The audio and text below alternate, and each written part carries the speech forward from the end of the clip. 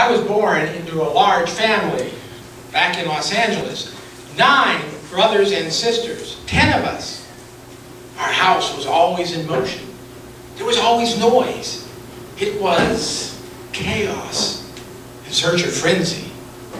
But I could elude this because from the very beginning I found on the 3rd floor of the house a walk-in closet. And that's where I went so I could be alone, where I could think. And in that closet between my shoes and my shirts were my books. And between my socks and my shoes were my typewriter. My Smith Corona portable typewriter. You do remember typewriters, right? Well, there I was. From grade school to junior high school, to high school, to college, to college, to college. I never left college. I became a professional student. And I stayed there, and on my 29th birthday, my father came up the stairs, ripped open the door, and said, "V, now you have to understand, my father couldn't remember our names, too many of them. So he gave us numbers by our birth order. I was number 5, but he loved Roman numerals, so I was V." He said, "V, why can't you find your own apartment like your brother I, and your sister IV, and your brother VII, and your sister X? They all have their own places." And I said, "But Dad, I don't have a job." He said, "Bingo!" And he threw in the classified ads of the LA Times and slammed the door. You do remember classified ads, don't you? They're in the newspapers, right? Do you know how small those ads are? Wow, they're really little. And they have this strange word in front of every one of those ads, like it's a cowboy movie. Wanted. Every ad says wanted. But down in the bottom of the page was a big display ad. And it was from NASA. And it says, "Become an astronaut. Interviews in your city soon. Must have science background." Well, here I was, college, taking degrees in science all over the place. So I applied, and by God, I got myself an interview. There I was, and if you pardon the pun, flying high. And all of a sudden, I crashed and burned because I failed a personality test. Now, I had never failed any test at all in all those years in college, and never one test, but I failed a personality test. How do you fail a personality test? Well, let me tell you the dumb questions they ask. One of them was, would you rather kiss your dog on the lips and take your mother to the movies, or kiss your mother on the lips and take your dog to the movies? And I thought, I'd write in on the bottom of it. I'd rather take them both to the movies, get popcorn and pop, and then go out for pizza. That'd be great. Well, apparently that was the wrong answer. But that's okay, because I didn't really want to be on something high like the top of the rocket ship. I really didn't want to be anything enclosed like the capsule. And I didn't really like to be very far from home, so that was fine. But I saw another job in the want ads. It said, "Become a mail sort manager." Wow, none of my brothers and sisters started out as a manager. I thought, will I impress my father? So I went down to hole-in-the-wall airlines at the Los Angeles airport. Well, an empty lot next to the airport, and there was an old World War II bomber. My dad would have called that WWII. And there was old Pops.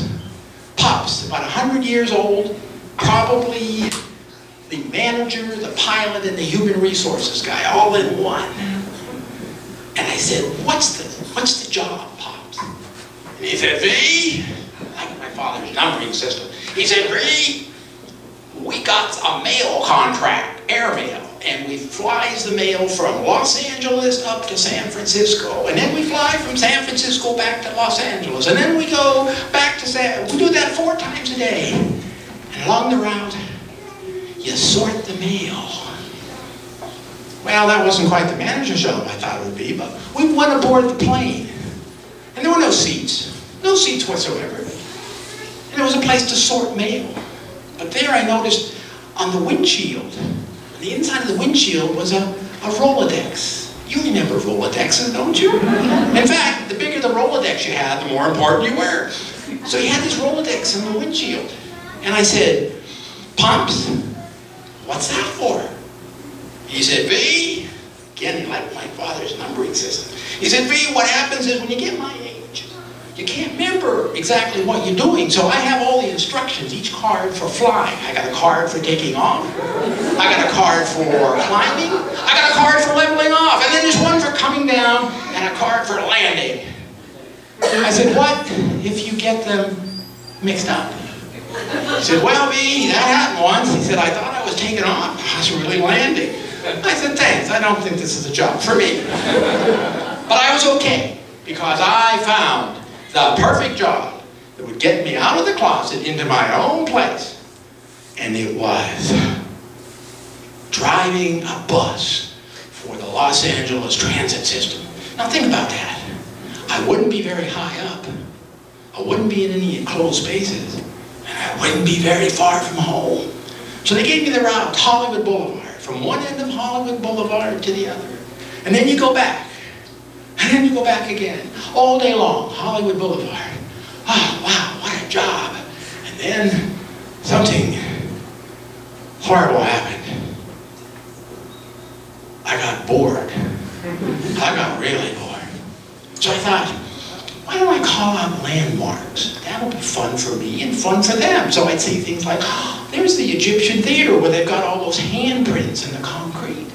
Oh, there's the RCA record building shaped like a 78 RPM record.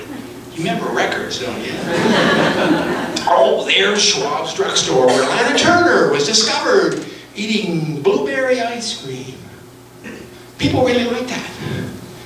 Some people got on the bus just for me to point out the landmarks. And I thought, well, maybe I could do a little better than that. Maybe I could drive off Hollywood Boulevard into the hills and point out the stars' homes. So I got a map, and I started up to do that. Things like, there's Clint Eastwood's home. You know Clint. Go ahead, punk. You're lucky. Make my day. And then something like, there's Marlon Brando's house. I could have been somebody. I could have been a contender. And then, of course, there was Groucho Marx's house. This is the most ridiculous thing I've ever heard. Oh, did they like that? Oh, my goodness. People waited to get on that bus. It was terrific. It was not for everybody. Some people called the transit company and said, "I'm always late for work. I don't get this." And people were calling from homes in the hills saying, "Why is a bus parked in front of my house 15 times a day?" So they put a stealth supervisor on the bus. And I lost that part of my career. So I'm still in my closet, reading and writing, but my father now stands on the bottom landing and he hollers up, "V, why aren't you in your apartment like your brothers and sisters? I, V, VI, VII, VII, IX, and X." And he's right. But there I am. I'll probably stay there too.